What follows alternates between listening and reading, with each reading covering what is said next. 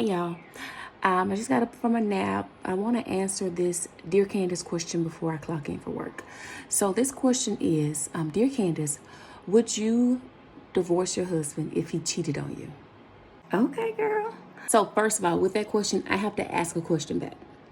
And that question is, did I marry a cheater? Let me explain. Sometimes as people, we marry folks who are walking in an identity way long before we met them. For example, a cheater. A cheater is someone who habitually cheats because that's who they believe they are. That's their view of life. That's where they find fulfillment, and that's where they find happiness.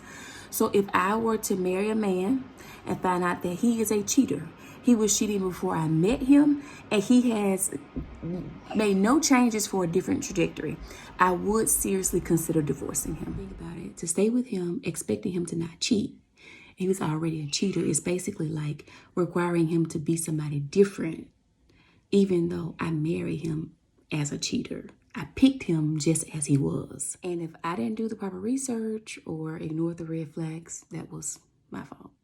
However, if I married a man who is not a cheater, he is able to be in a healthy relationship and be committed, be faithful, use self-control, choose one woman over other women, like that cheats on me.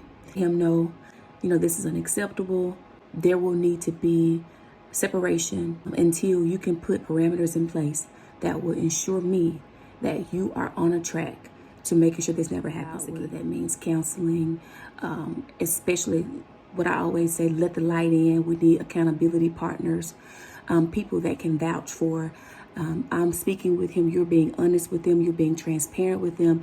And if you find yourself in whatever place you were in that caused you to cheat before, you have a whole system in place to help you with that. It simply means that he's willing to put things in place to help him be who he really is, and not be the person that leaves himself open to that sporadic decision to cheat the way he did in the beginning. I don't believe that just because I love you, you cheated on me, you deserve to be forgiven or you deserve to have a second chance. But I do believe that I'm subject to cheat just like everybody else if I put myself in enough places to be vulnerable enough.